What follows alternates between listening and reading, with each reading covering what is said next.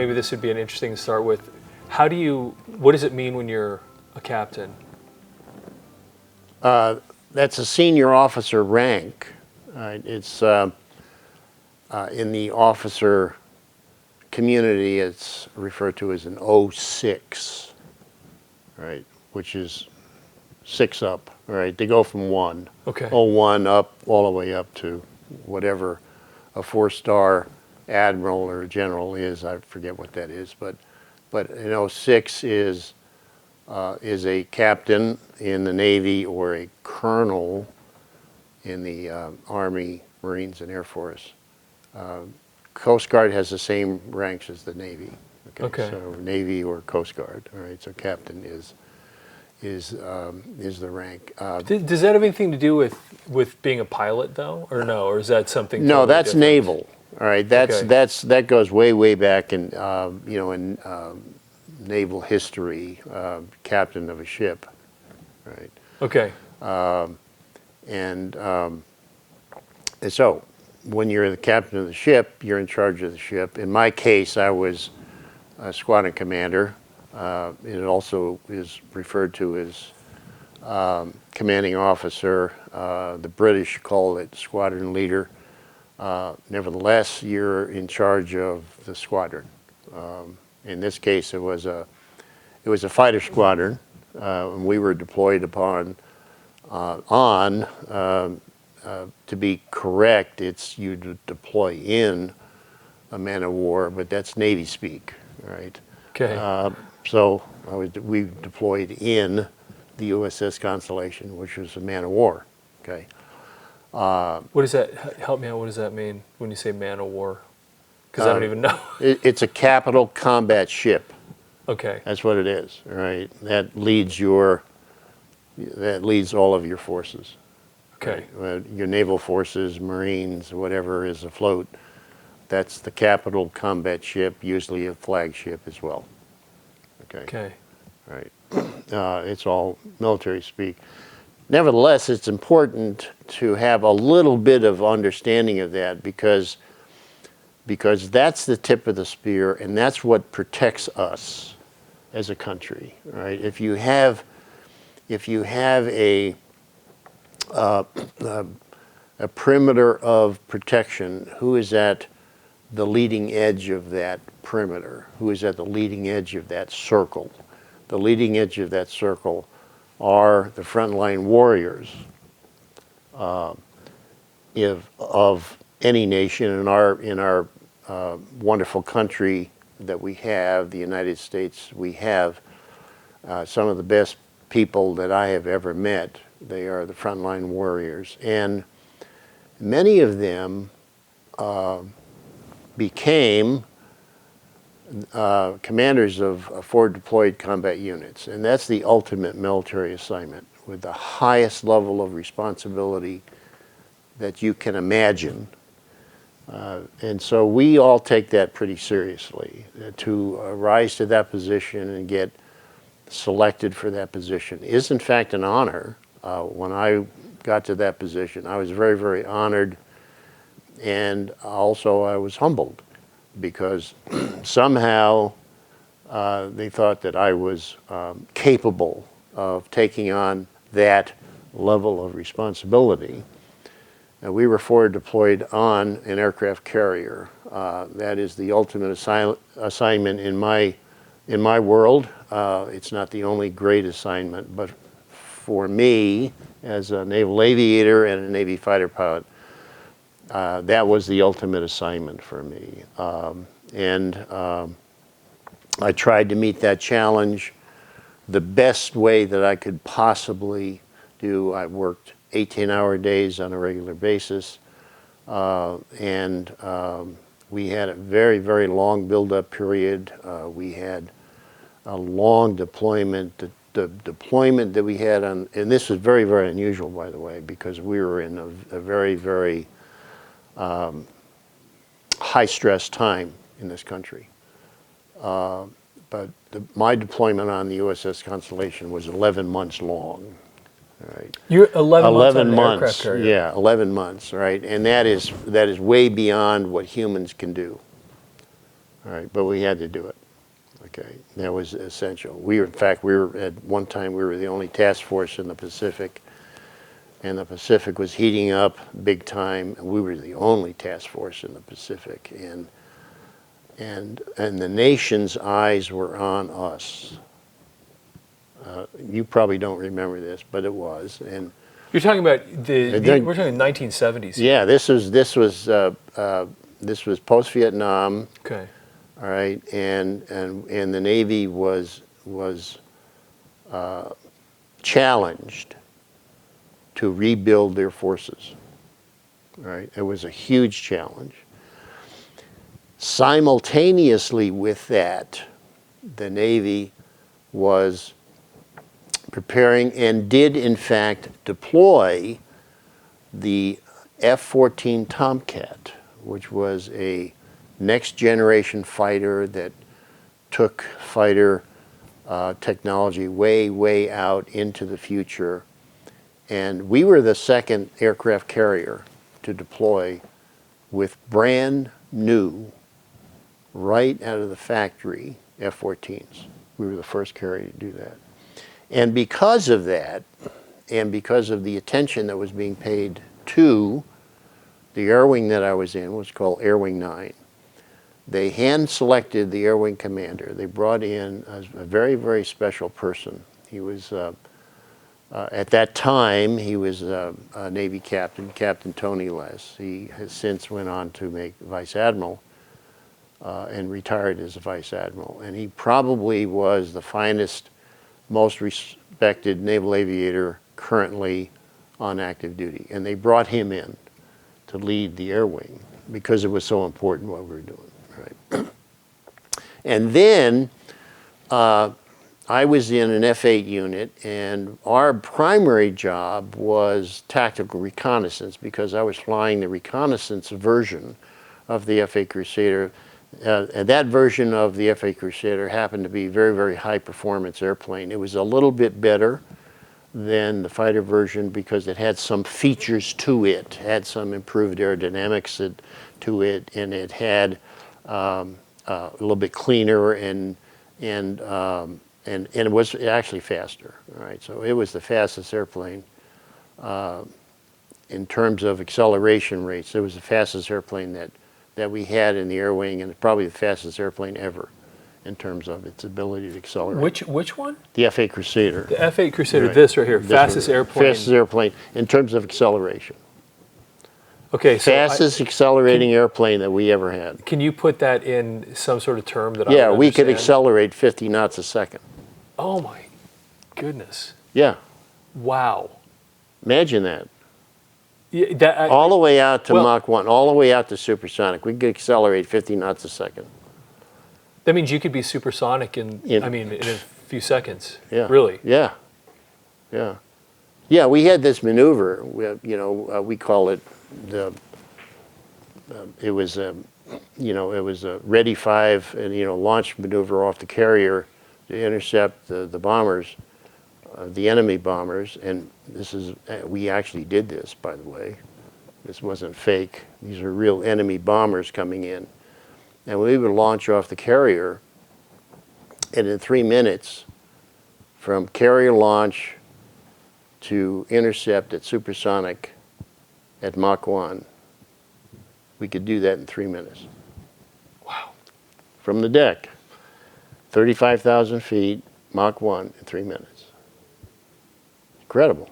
That's unbelievable. Yeah, Well, it's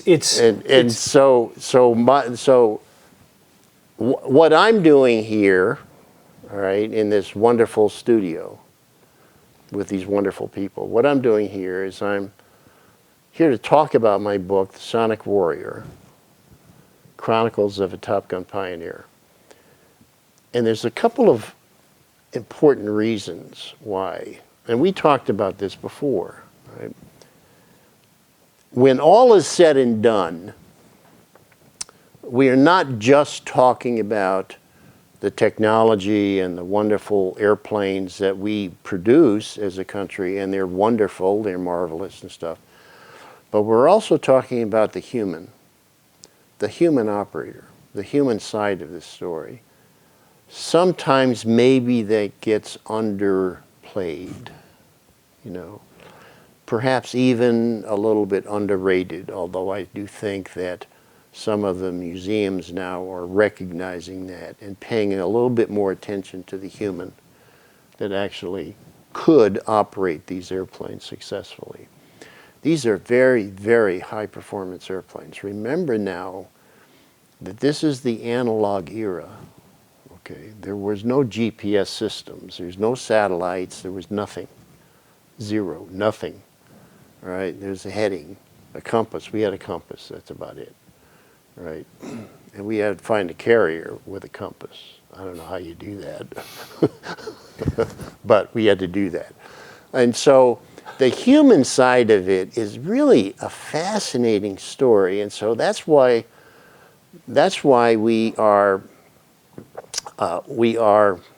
producing this this book, audio book. We just did the audio recording of this book that'll be out soon, and this film. We're doing a film documentary, you and I are, and we're doing this trailer because we need to also have some of this stuff on video to explain what exactly are we trying to do. Is this just another book about aviation history? Not that any of them are bad. They're all great. I'm not criticizing anything in any attempt to add clarity to what has occurred. We are taking a little bit different tact here and a little bit different strategy, and that is we're focusing on the human side of this era. Now keep in mind, and this is really important to understand, Robert, keep in mind that we were faced with 3 mission-critical problems simultaneously, okay? Which were, how do you operate these very, very high-speed airplanes successfully? When we're talking about high speed, we're talking about well beyond the speed of sound, all right? These airplanes could go well beyond the speed of sound in their top-end speeds. How do you operate these airplanes successfully when we've never been there before? We've never done that before. We've never gone to that level of speed where we were beyond the speed of sound. We used to think of the speed of sound as a sound barrier. That's as fast as airplanes could go because of various aerodynamic limitations. We overcame those limitations, and then we were able to quite easily go beyond the speed of sound. But that brought all kinds of issues to the surface and problems we had to solve. Keep in mind that this has never been done before. Humans had never operated in that area, in that dimension. And then we had to operate these airplanes, these very, very high-speed airplanes, high-performance airplanes. We had to figure out a way to actually successfully operate them in a carrier environment. How do you launch and recover high-performance airplanes in a carrier environment? And that is something that was never done before. Okay, so we had to figure that out. We did, okay, we did. That's amazing people that came to that problem and didn't shy away from this challenge. Amazing people. I have some of them listed, some of them in my book. I don't have all of them. I don't remember every single one at this stage in my life, but I did the best I could to acknowledge every one of those people that contributed to this success. So we have very, very high speeds, carrier environment, and then we also have how do you conduct aerial combat? How do you fight? All right, how do you conduct aerial combat at these very high speeds and high Gs? How do you do that? Right? And that was a whole new set of problems that we had to deal with and we had to overcome. And part of that story embraces the Top Gun initiative, and all of these people deserve an enormous amount of credit. What was not clear from, from the various movies and treatments that have arisen because of the Top Gun, what was not clear was that all of this was grassroots. Right? It didn't come from the top, it came from the bottom up. All right? So this was a wonderful example of intellectual courage. The warriors got together and came up with a solution. So this was a warrior-generated solution. So when you think of Top Gun, you think of fighter pilots, you think of other people that have contributed to this initiative, and there's lots and lots of them. I've mentioned in my book as well. All of these were people that were not going to take no for an answer, and were bound and determined to find a solution and to turn this into a weapon system that was extremely effective at the leading edge of the battle space, which was these high-performance fighter aircraft that could operate at enormous speeds, far beyond the speed of sound, and think about the energy that you have when you do that, as well as being able to think and solve problems when you're pulling 4, 5, and 6 Gs. How do you do that, right? Now, humans have been able, we have figured that out. I was, I suppose, lucky, maybe, possibly right place at the right time. I don't actually know. But I figured that out as well, and got some help along the way, of course. Some of the stuff had never been done before, right? So it was all brand new stuff. And interestingly, a lot of the what we thought were solutions didn't turn out to work. Didn't work out very well. Didn't turn out to be actual solutions. They're kind of like feel-good stuff, but it actually didn't work. All right, and so in a lot of cases, we had to go back to the drawing boards, and we had to say, okay, this doesn't work out really well. What are we going to do here? We have this weapon system that we're trying to defeat, and we're trying to do it in this highly dynamic environment, where the turning and burning and pulling Gs and all kinds of things, and boy, we thought that this was the right way to go, and it didn't turn out to work out very well. And the other thing was really interesting, and it was something that we discovered when at least I discovered this when I was operating on the Constellation, and we were doing this specialized Top Gun training exercises for the brand new F-14 communities. They wanted to develop a higher level of expertise in close-in air combat. That's what they wanted to do. All right, and they asked me to help out, and I did. All right, and so one of the things that we did during these exercises is that we discovered something that was, at least from my perspective, was not known. That something happens above 450 knots. Okay, I'm not exactly sure what it is, but above 450 knots, it's very, very hard to locate an airplane and to figure out its speed.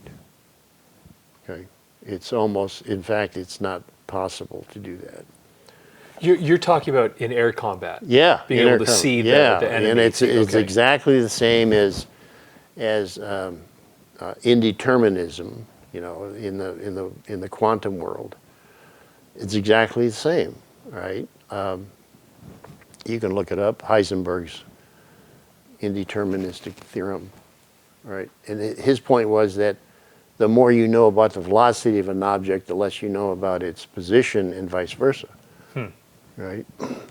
And that's true in the high-speed supersonic world. That's true of the sonic warrior. The more you know of the position of these high-speed objects, the less you know of the velocity, and vice versa. The more you understand the velocity, the less you know of its position. So it requires a lot of mental capacity to project into the future. So what we're dealing with is to be able to predict a future situation from a set of current events. And that is a strictly human exercise. Okay? We don't leave that up to machines. Machines don't do that. They don't know how to do it. Okay? And they don't have the capacity or the wherewithal. Humans do. Right? And actually, humans can do it pretty well. It's amazing. What do they bring to the table? I don't have all the answers. You know, there's something going on. You know, intuition, innovation, creativity. Talk a little bit about that in the book. You know, but those are the things that we had to be able to do, and we were able to do that in a way that proved that we could rise to the challenge and provide the nation with this level of capability that had never been done before, and to do it well, reliably well, and to prevent all those who wish to do us harm, prevent them from doing so. Because we were the only ones that could do it. That's kind of amazing when you think about the United States of America, that we're the only ones that, you know, you say, well, other nations have done the same thing. Not to the scale that we have. Come on, people, you know. I mean, not even close. You're not even close. You know, we have been operating aircraft carriers and deployed Air Force wings for longer than I can possibly remember, and we've been doing it successfully. You know, and I'm not taking anything away from the Air Force and the Marines. These are great people, and I love these pilots, and they're great warriors. All right, but you know, but my home was on the aircraft carrier. That was my home, and my job was to make it work to the best of my ability. That was my job, and we did. We made it work. Right? We worked very, very hard to be the best that we could possibly be, and you know. Frankly, we recognized for that achievement. Officially recognized for that achievement. I was awarded a Seventh Fleet Citation for that, and a meritorious unit commendation as well for my efforts on the Connie. Wow. Yeah. So it was. And everybody knew what we were trying to do. And they supported it, you know. And I give a lot of credit to my Air Wing commander, who was there every step of the way. We used to have these amazing conversations. He would say, "Kevin, we're going to get in trouble if we do this." You know, I said, "Well, you know, it's got to be done. This is how we're going to solve the problem." He said, "Yeah, you're right. Okay, you know, let's do it." You know, so. We did, and the commanding officer of the carrier was the Captain Mopeel, and he was the commanding officer of the USS Constellation during my deployment, and he also was right there helping along, you know, and helping my efforts and helping to make sure that I succeeded in everything I did, which we did. We were the first deployed Top Gun unit. Okay, so to take the Top Gun movie, and that's a home that's done. If you take that, the Navy Fighter Weapons School, and these people that put that together and make it work are some of our finest warriors, and I'm honored to be part of that group. I am. These are the best, amazing people. You can't believe it. All through the ages. Now it's called the Strike Warfare Center, and I actually work with those people as well. Absolutely amazing work that they do. But I was the first deployed Top Gun unit. I was the commander of that, and we provided close-in air combat training services for the F-14 community aboard the Constellation. Now remember, these are brand new airplanes, all right? This is brand new. So the pilots didn't have a lot of time in the F-14. They were seasoned, most of them were seasoned aviators, but some of them weren't. But they didn't have a lot of time in the F-14, and so they needed to get up to speed as quickly as possible because things were really heating up in the Pacific big time, all right? So they knew that, everybody knew that, all right? So they have to get up to speed just as quickly as possible. They've got this brand new airplane, wonderful airplane, but complicated, as you can imagine, of that day, all right? These were $50 million, very, very complicated airplanes, and it takes a long time to get proficient utilizing and employing that level of complexity at the speeds that the F-14 can operate, which is very, very high speeds. These are Mach 2 airplanes. Imagine that. They can go twice the speed of sound. Wow. I know, it's incredible. Yeah, they can go twice the speed of sound, right?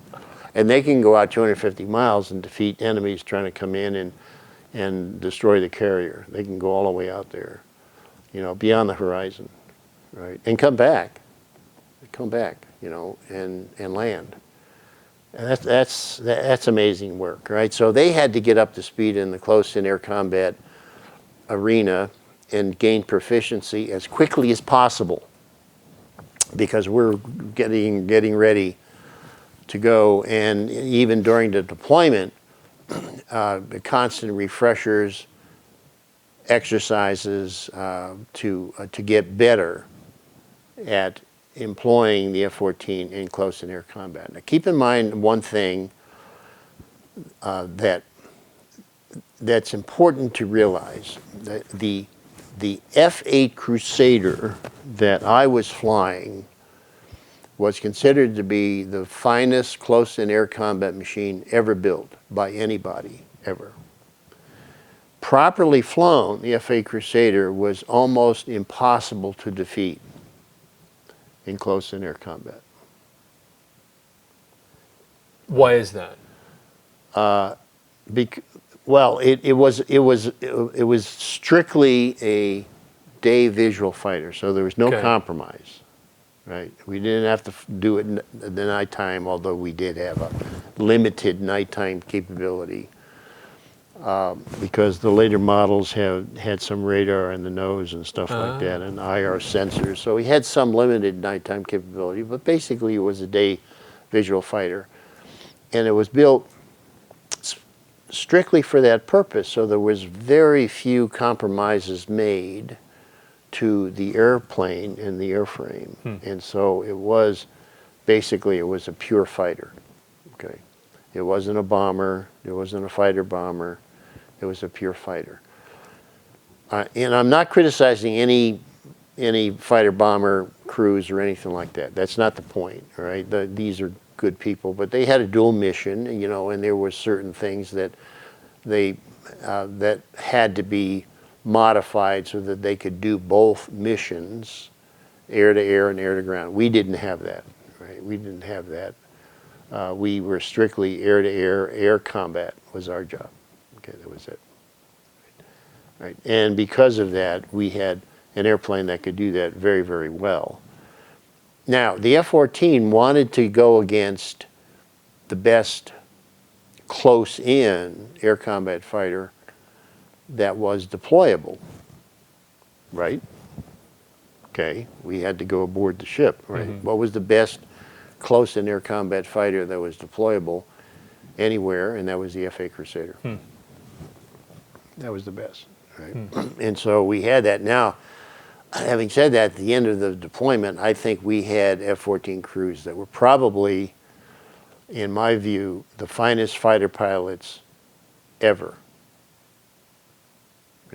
up to that point, these F-14 crews were the finest fighter crews that had ever flown a Navy airplane. That's my assessment of it. Right? And so we were very, very successful, and they were very appreciative of what we were able to do in helping them gain that level of expertise.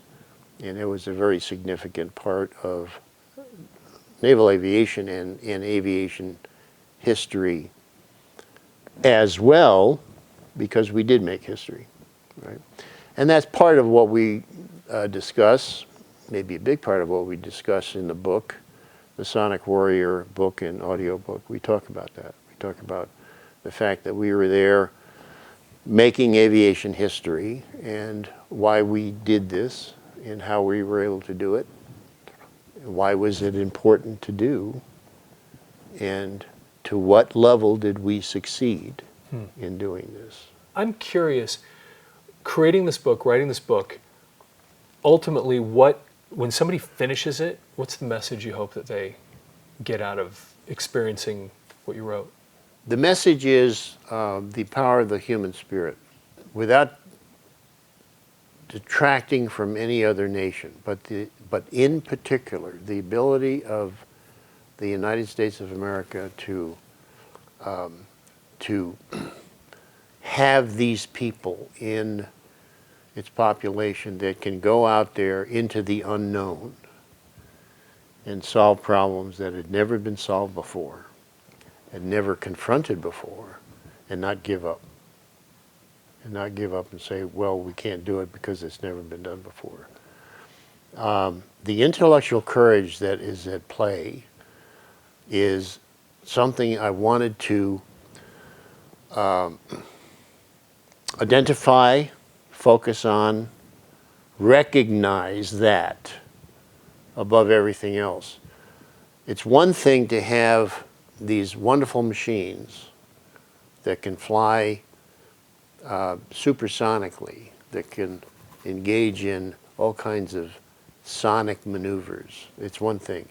The other thing is that how do we find, train, encourage, and foster the human side, the human that gets into these machines and goes out into the unknown and is successful and achieves mission success.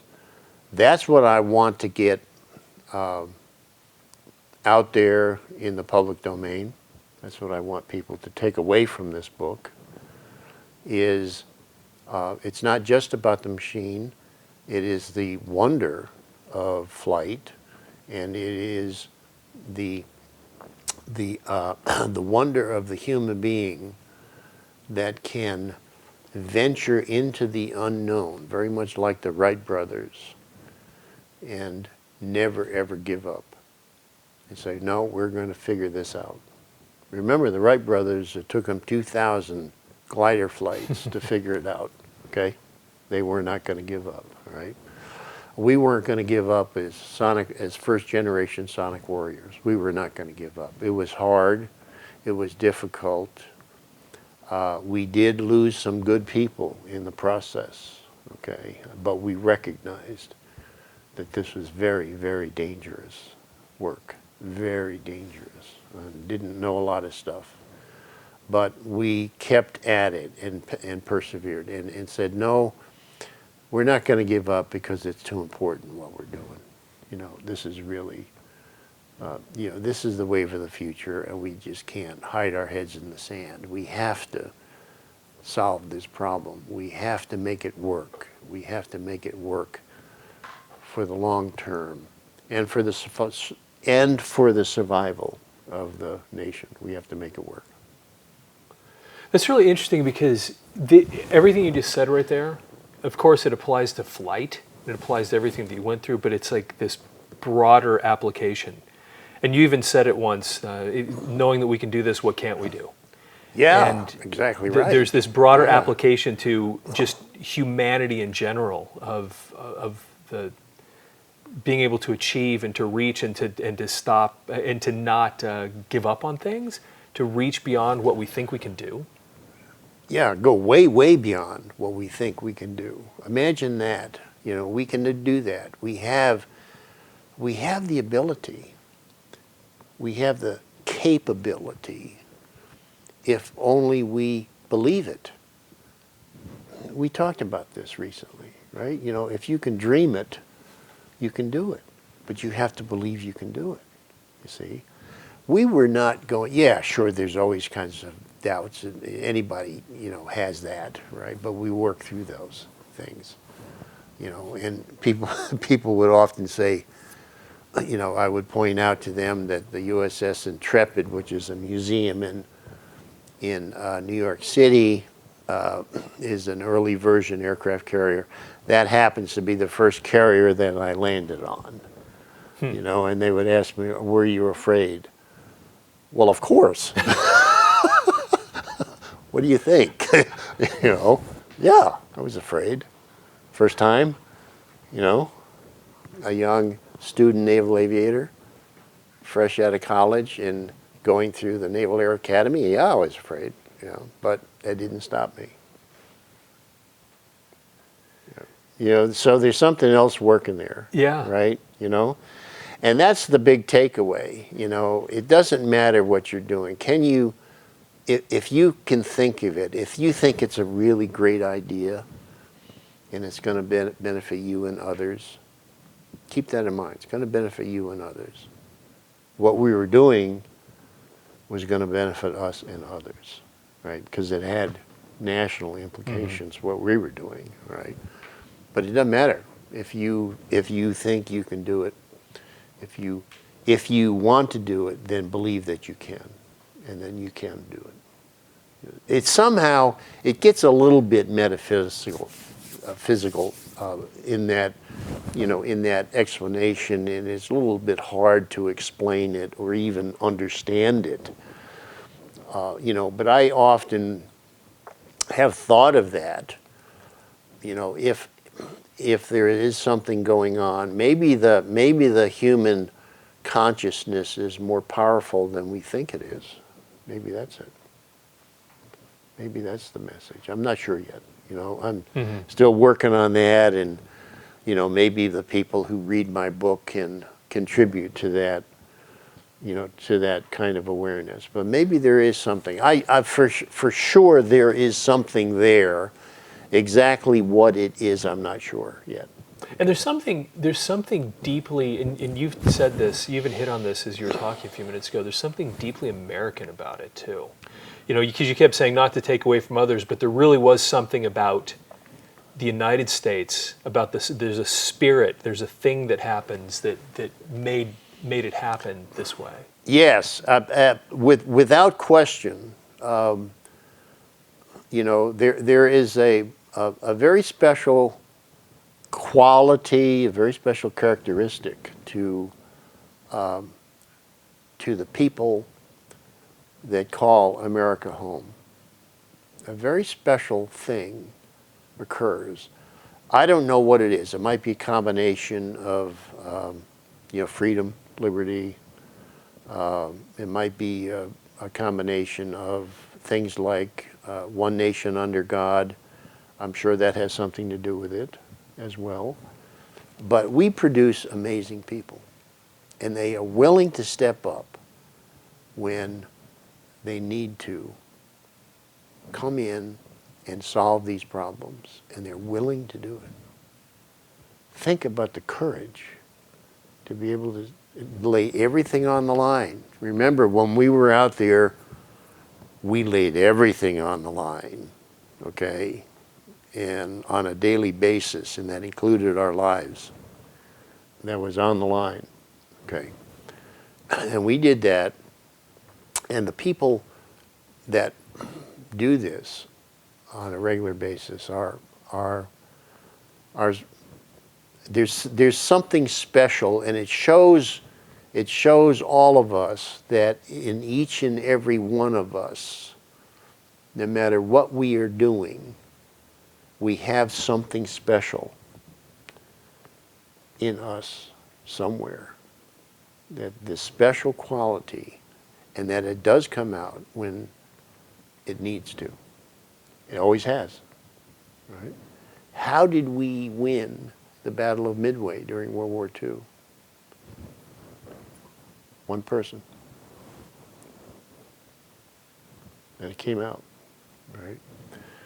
And we won it because of a single person, did some extraordinary things, and we won it, right? And it goes on and on and on from there all the way up to the present time, And how did we get the ability? How did we develop the ability to fly supersonic airplanes off of small carriers? How did we do that? It was an incredible amount of effort, work, perseverance, and ingenuity, and innovation, and courage.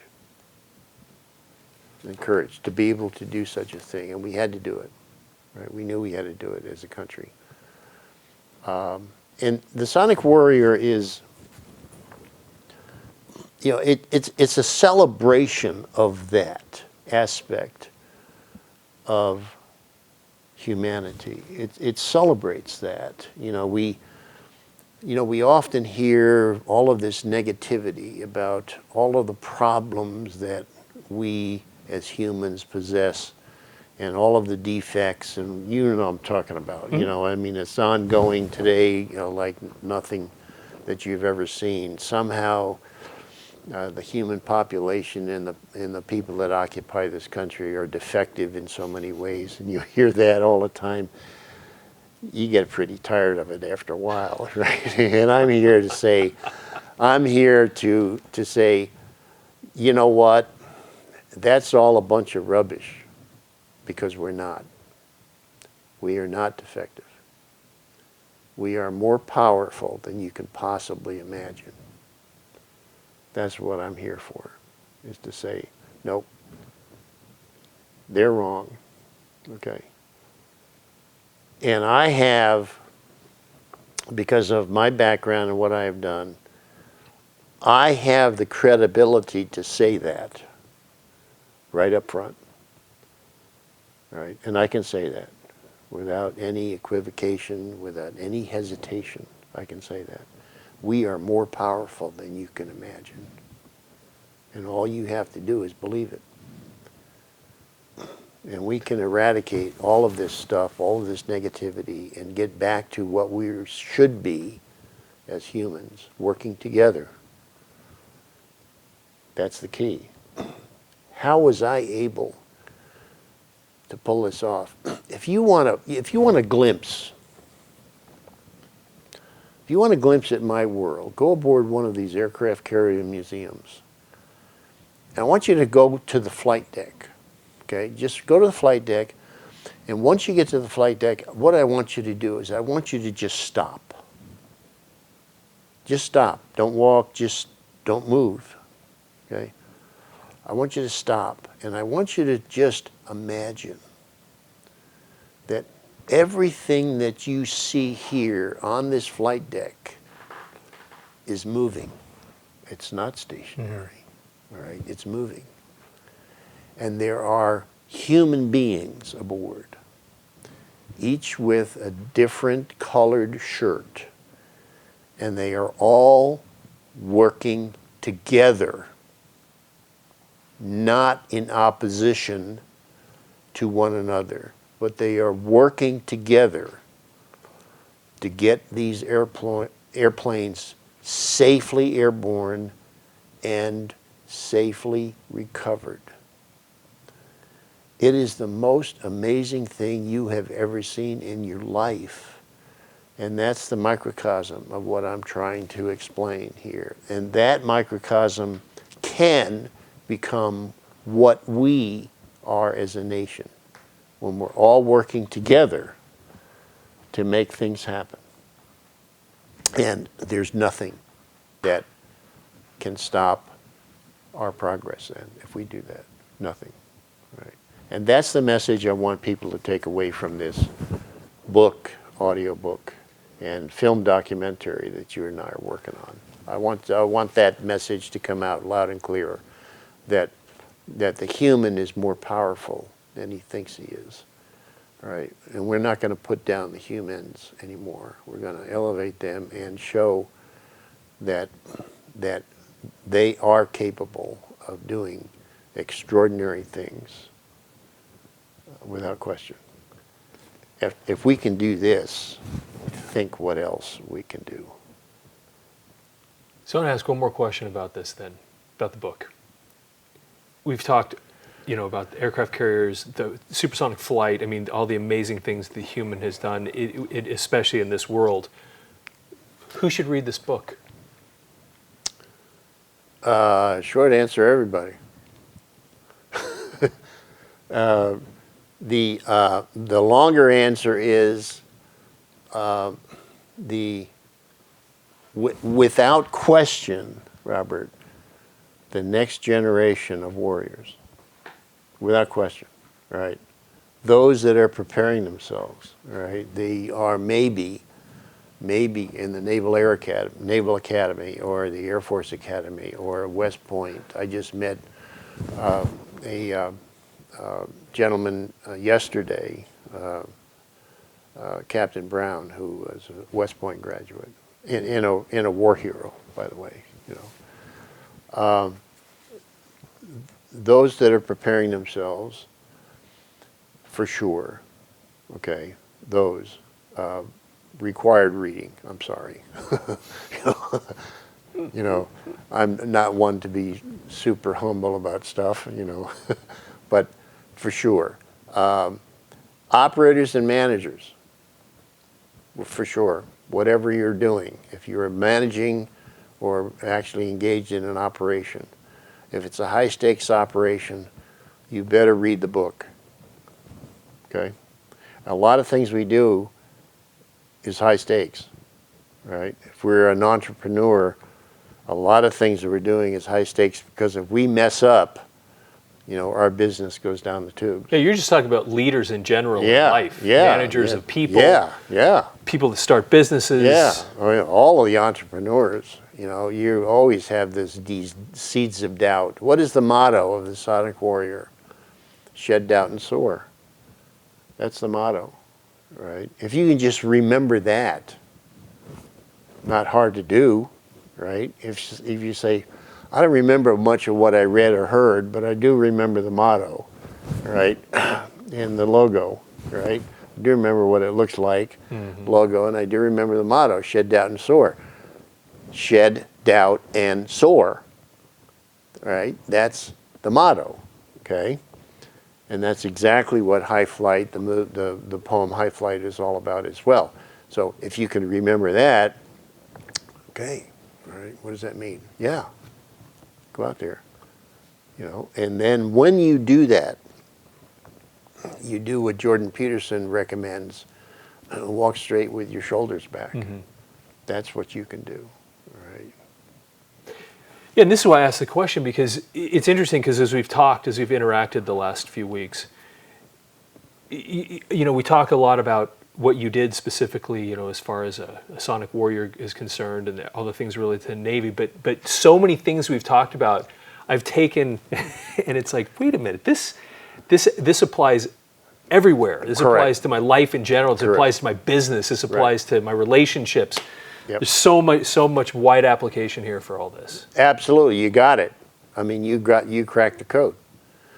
And that's what I'm trying to do. I'm trying to express these ideas in a way that the general audience can understand them, right? And not think of the fighter pilot as some kind of a mysterious entity that might occasionally show up in a movie, but other than that, we don't really understand him, and he's probably not worth talking to because he wouldn't understand me, the one who is this groundling, that works on the ground. We don't work on the ground, but and that's all wrong. You see, you're underplaying yourself, because whatever has manifested itself in the life of a fighter pilot and a Sonic Warrior you have the same attributes. You just don't know it.